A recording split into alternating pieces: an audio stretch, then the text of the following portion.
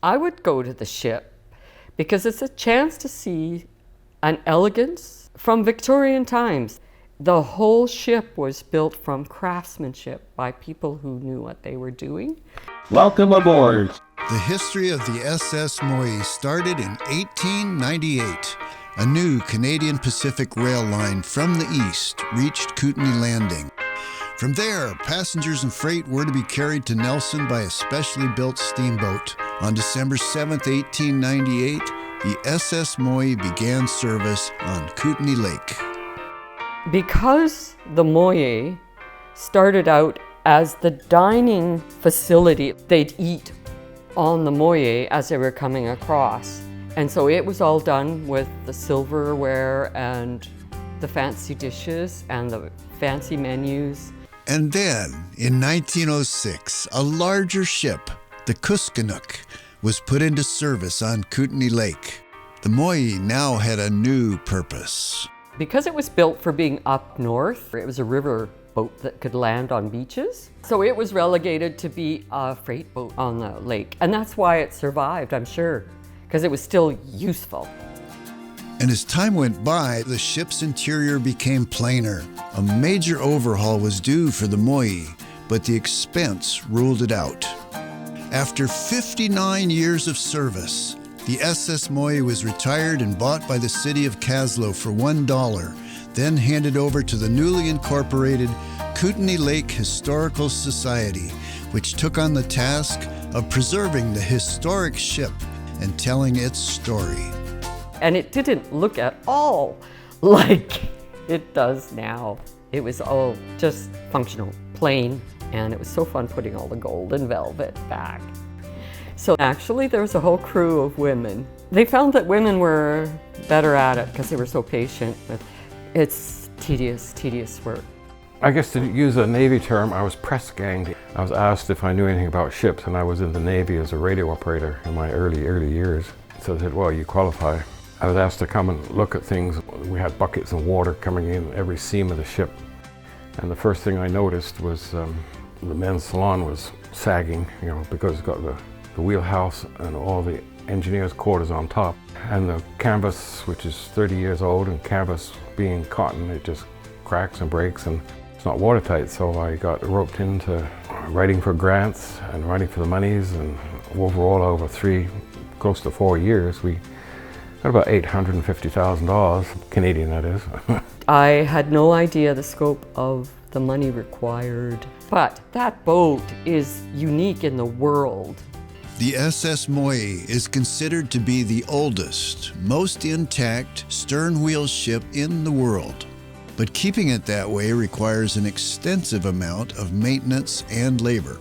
We happened to find this Red Seal carpenter from Quebec. He just knew exactly how to fix these old things. And if it's rotten, it comes out, like a dentist. If it's rotten, it comes out. You don't try to put Mod Podge in there and clean it up. Part of our agreement with the grants, we had to hire students to show them how to get into a career or into a trade. And theoretically, because a lot of it's funded by the BC government, you're supposed to use local materials and local suppliers. So that research and phoning, and that takes a lot of time. Materials came from far and wide. The canvas for the decks came from Edmonton. The fabric for the guardrails came from Texas. The small glass windows came from Victoria. Carpeting in the ladies' salon was found at the Empress Hotel, also in Victoria. Marine glue was donated from Spokane, and the list goes on. But as we got into the work, we found more and more problems and ways to do things, and to keep it to an authentic repair, because you're not allowed per Parks Canada, per their restoration rules, you're not allowed to modify something that can't be returned back to its original condition. And then like these joists here, they're only 1x3s, and it's all cedar. And right at that point, we needed to buy the cedar. The price of lumber just skyrocketed. So one of the local loggers here, Corey, he said, oh, I'll donate your cedar tree. And this thing was a huge thing. And they milled that and cut it all up into all these pieces. And it was just amazing how the local people came together. The scope of restoration and repairs was immense. In the men's salon, jacks were adjusted weekly over a year to lift the ceiling over 2.5 inches with new supports added. The port and starboard stairs had to be replaced. The engineers' cabins required extensive work, including a complete roof replacement. The Texas deck required a new canvas. The stern under the Texas deck had rotted supports. The port side required new railings, footings, posts, and fabric. Even the whistle needed a repair and refresh. Every one of these lights and windows came out. They were all rotted out on the bottom because the last people hadn't sealed off the bottoms properly. And then by doing all that, we had to get scaffolding, so this whole ship was scaffolded for 2 years. And then I got very useful doing the artwork, and everything had been buried under layers of paint. We found evidence of fancy Victorian stuff and gold leafing, and even in the engine room, floral gold designs on them. Discoveries were made as the refurbishing continued, including the parquet floor in the dining room that had been completely covered by battleship linoleum. In the ladies' salon, I was working in the summer, and I was just taking a break, and I stood up, and it was hot, and the old oils from the stuff that was there was just oozing out of the wood a little bit, and I went, there it is!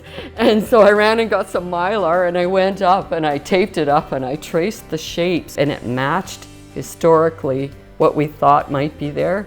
So that was our start to putting the flags and the CPR logo and all of that work there. So it was just things revealed themselves to you slowly over time.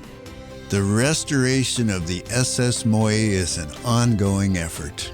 I am writing this 3 to 5 year maintenance program of how to redo stuff and how we did it and why we did it. I think a larger organization has to take it over. We struggle here as a village. The village owns it, and we are just custodians to the village. I got to be part of something so unique, and then I got to find all this beautiful artwork, and I got to help restore all this beautiful artwork. I feel proud because I go by the ship and I go, I did that.